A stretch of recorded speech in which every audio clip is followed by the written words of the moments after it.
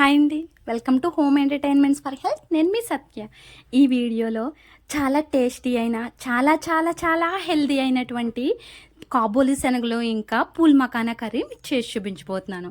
ఈ వీడియోని లైక్ చేయండి, ప్లీజ్ మీ ఫ్రెండ్స్ రిలేటివ్స్కి షేర్ చేయండి, మన ఛానల్ సబ్స్క్రైబ్ చేసుకోండి. Thank you so much.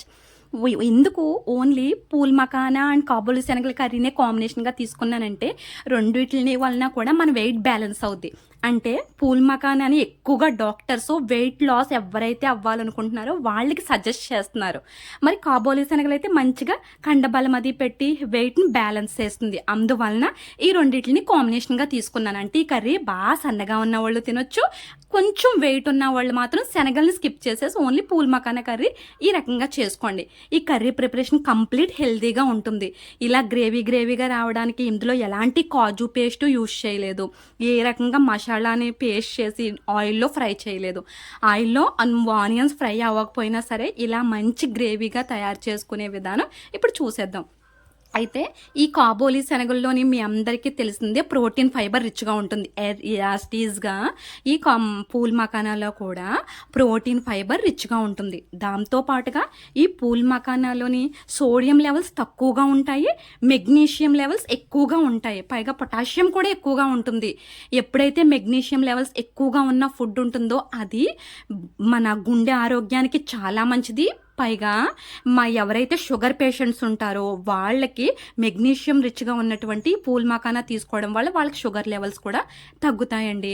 పైగా ఇందులో ఉన్నటువంటి పొటాషియం కారణంగా బీపీ లెవెల్స్ కూడా తగ్గుతాయండి. అంటే ఇందులో సోడియం తక్కువగా ఉంది కాబట్టి చక్కగా బీపీ పేషెంట్స్ కూడా ఇది తీసుకొచ్చి పూల్ మకానాని ఈ శనగల కర్రీతో తీసుకోవడం వల్ల కొంచెం ఒంట్లో ఓపిక ఉంటుంది, కొంచెం కండబలం కూడా పడుతుంది. పైగా చాలా మందికి ఎన్నో రకాల కంప్లైంట్స్ ఉంటాయి, అవన్నీ కూడా ఈ రెసిపీతో చెక్ పెట్టేయచ్చు. పూల్ మకానానే ఒక 12 అవర్స్ ఇలా పూల్ మకానా కాదు, శనగల్ని కాబోలి శనగల్ని 12 అవర్స్ ఇలా సోక్ చేసుకోవాలి. ఇలా సోక్ చేసుకోవడం వల్ల ఇది మనకి బాగా డైజెస్ట్ అవుతుంది, ఇందులో గ్యాసెస్ కూడా రిలీజ్ అయిపోతాయి. ఇలా సోక్ చేసుకున్న తగినంత వాటర్ వేసుకుని ప్రెషర్ కుక్కర్లో ఎన్ని విజిల్స్కి మీకు బాయిల్ అవుతుంది అనిపిస్తే అన్ని విజిల్స్ పెట్టేసుకోండి.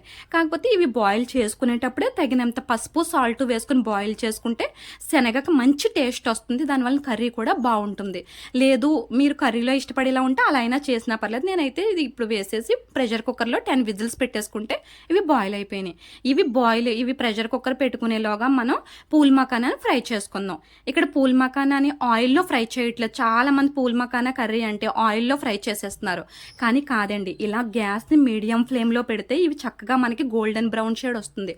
దానివలన ఆయిల్లో ఫ్రై అవ్వడం వలన గ్యాస్ట్రిక్ కంప్లైంట్ కూడా వస్తుంది. కాబట్టి ఈ రకంగా ఆయిల్ లేకుండానే గ్యాస్ని మీడియం ఫ్లేమ్లో పెట్టి వీటిని రోస్ట్ చేసుకోవాలండి. ఇది గోల్డెన్ బ్రౌన్ షేడ్ వస్తే సరిపోతుంది. ఈ పూల్ మకానాని మనం డైలీ తీసుకున్నట్లయితే మన బోన్స్ చాలా స్ట్రాంగ్గా ఉంటుంది. ఇందులో రిచ్గా కాల్షియం లెవెల్స్ కూడా ఉంటాయండి.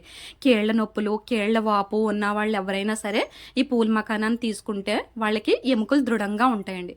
ఇది వేగిందా లేదా అని టెస్ట్ చేయడానికి కొంచెం ఇలాగ మీరు గట్టిగా నలిపితే ఇలాగ విడిపోతుంది. అప్పుడు మీకు అది వేగినట్టు తెలుస్తుంది. గ్యాస్ ఆఫ్ చేసుకుని వేరే ప్లేట్లోకి తీసుకోండి.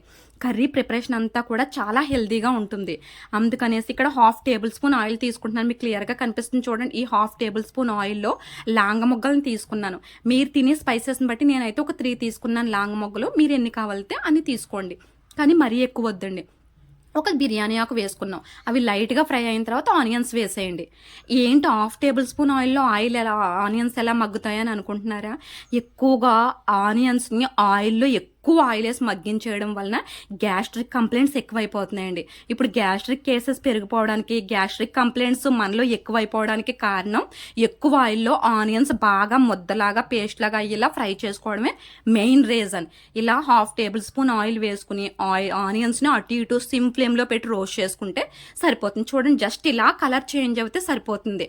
ఇప్పుడు ఇందులో ఇలా కలర్ చేంజ్ అయిన వెంటనే ఇందులో పూల్ మకానా వేసుకుందాం. Pool makhana plus already boil చేసినటువంటి శనగలు కూడా వేసుకోవాలండి.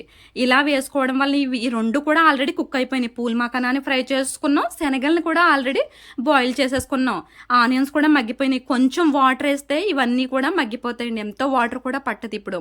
కాకపోతే ఈ కర్రీ కాంబినేషన్ ఇలా చేసుకోవడం వల్ల హెల్త్ కూడా చాలా మంచిది. నేను జస్ట్ గ్రేవీ పర్పస్లో ఒక మీడియం సైజ్ టమాటాని పేస్ట్ చేసి వేసుకున్నాను అంతే అండి, ఇంకేం వేసుకోలేదు. మీడియం సైజ్ టమాటా లేదంటే మీ టేస్ట్ని బట్టి మీరు టమాటా స్కిప్ చేసేసుకున్నా పర్వాలేదు.